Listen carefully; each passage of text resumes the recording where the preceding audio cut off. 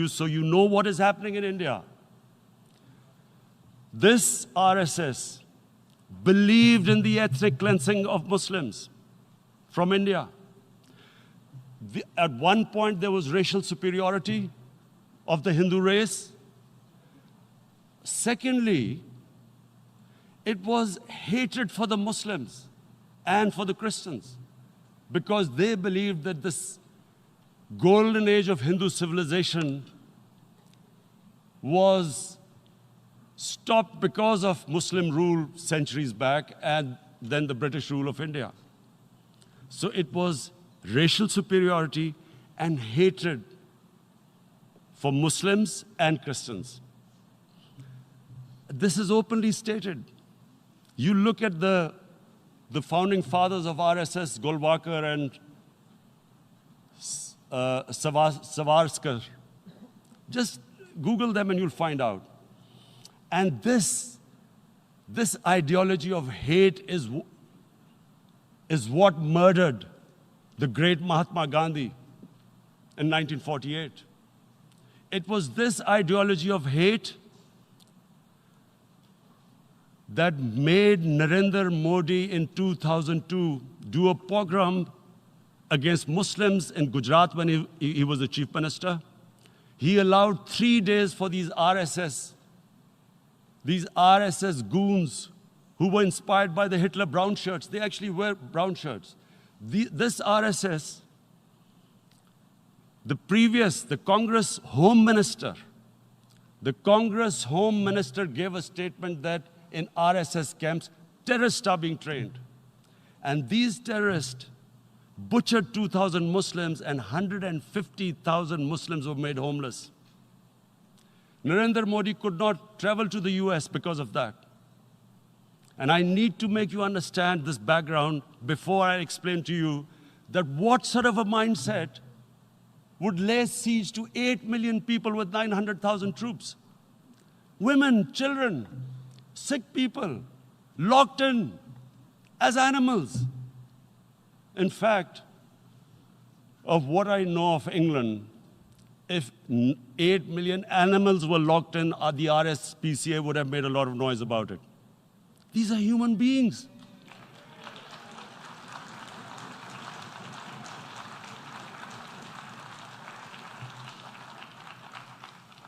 And Mr. President, what comes with racial superiority, these illusions of Aryan superior race, is arrogance. The two go together. And it's arrogance that makes people make mistakes and do stupid things. Cruel things like what Narendra Modi has done. It's sheer arrogance. And it's arrogance that has blinded him from the fact that what is going to happen when the curfew is lifted? Has he thought about it? This hasn't been thought through. What is he going to do when he lifts the curfew? Does he think that people of Kashmir will quietly accept the status quo because India has changed the constitution and taken away the special status? They'll accept that? Mr. President, 100,000 Kashmiris have died in the past 30 years because they were denied the right given by the United Nations, the right for self-determination. 100,000 have died and 11,000 women have been raped. There are 2 United Nations human rights reports on this. The world hasn't done anything because India is a huge market, 1.2 billion people. Sadly, the material prevails over the human. But this has serious consequences. Again, I repeat, that's why I'm here. Look, what is going to happen when the curfew is lifted will be a bloodbath. The people will come out. There are 900,000 troops there. They haven't come to, as Narendra Modi says, he's done this for prosperity of Kashmir. This is supposed to be for the development. These 900,000 troops, what are they going to do when they come out? There'll be a bloodbath.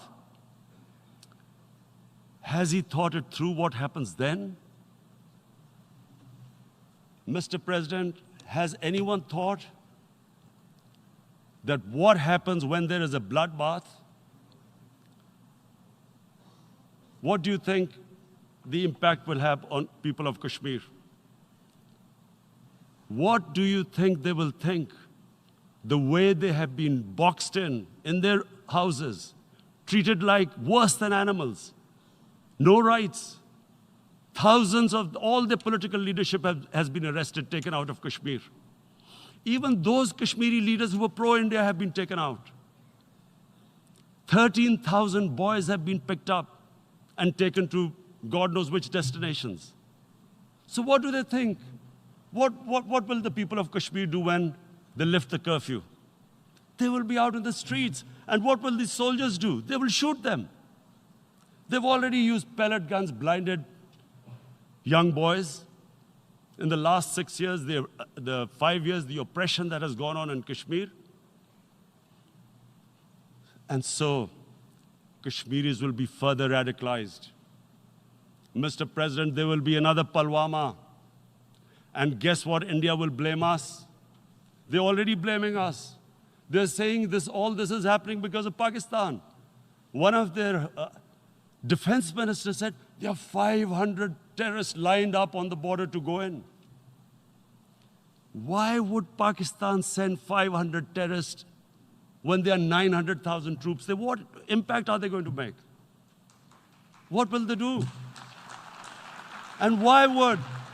Don't we know that the moment there is some terrorist attack, all that will happen is there'll be further cruelty and oppression of the people of Kashmir. We will just give the 900,000 troops to further crush the people of Kashmir. And then we'll give the Indian government an excuse that, look, Pakistan is a terrorist state, and this mantra that has gone on, Islamic terrorism.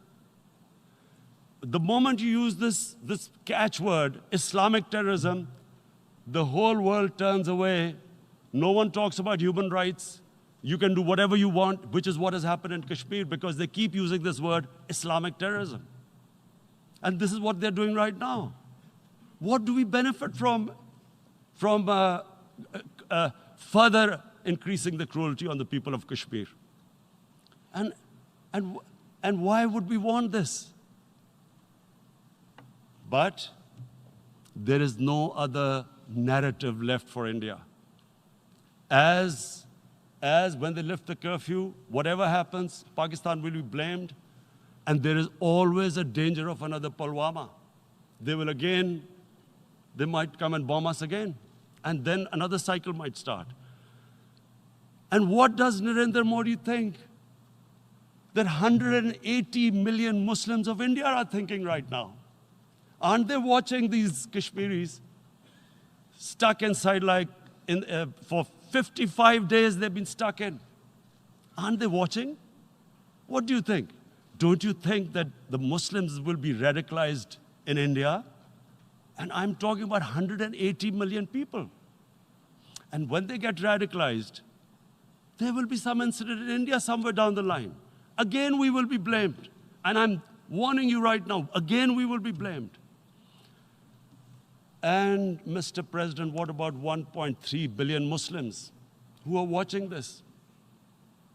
And they know that it is only happening in Kashmir because they're Kashmiri Muslims. This is not happening to Kashmiri Hindus. They know that this is happening because of their religion. So what do you think they will be thinking? What do you think the Jewish community would think if they were, forget 8,000 Jews stuck like this? What do you think Europeans would think? What do we think? I mean, any human community, if their members are stuck like that, what do you think they will think? Are we a children of a lesser God? Is it not going to cause us pain? And then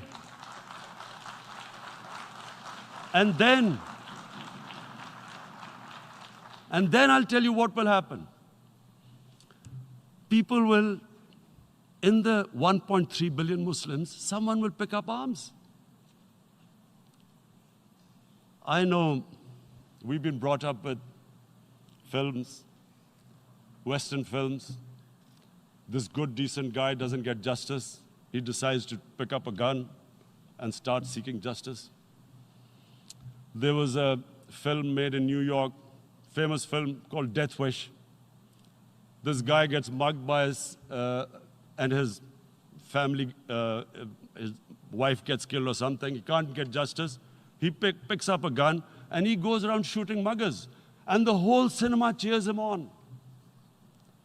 So what do you think the Muslims are thinking right now?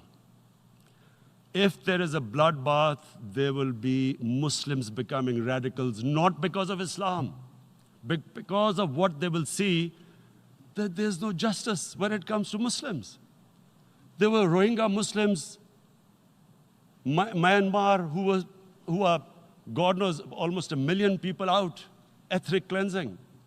What was the response of the world community? So what do you think will be the response of 1.3 billion Muslims? I picture myself. I'm in Kashmir. I've been locked up for 55 days. I have heard about, and there are rapes, Indian Army going into homes, soldiers. Would I want to live this humiliation?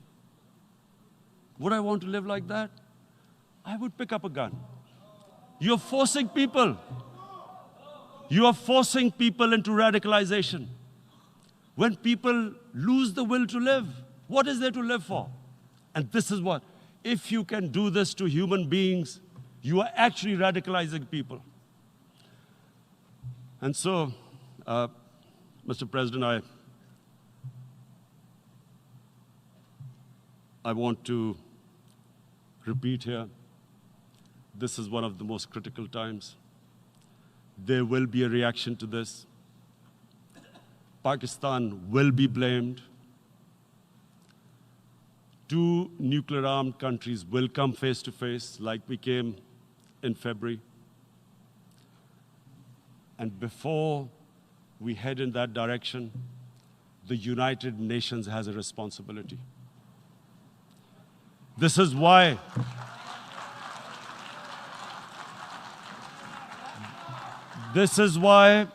the United Nations came into being in 1945. You were supposed to stop this happening. I feel we are back to 1939, Munich. Czechoslovakia has been taken, annexed. What is the world community going to do? Is it going to appease a market of 1.2 billion, or is it going to stand up for justice and humanity?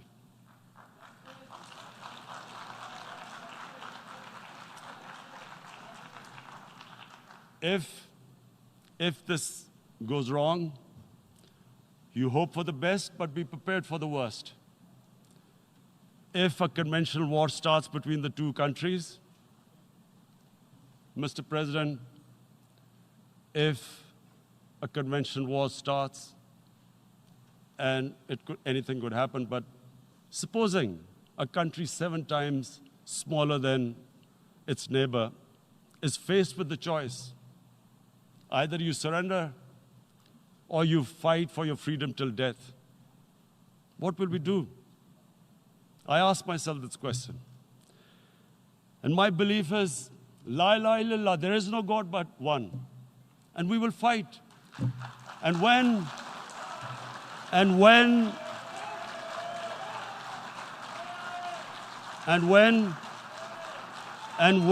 a nuclear-armed country fights to the end, it will have consequences far beyond the borders. It will have consequences for the world, which is why I repeat I'm here. Because I'm warning you, it's not a threat. It's a fair worry that where are we headed? And I've come here to tell the UN, you've got to, this is a test for the United Nations. You are the one who guaranteed the people of Kashmir the right of self-determination. They are suffering because of that. And this is the time. This is the time not to appease like in 1939 appeasement took place. This is the time to take action. And number one action must be that India must lift this inhuman curfew, which has lasted for 55 days. It must free all political prisoners, and especially those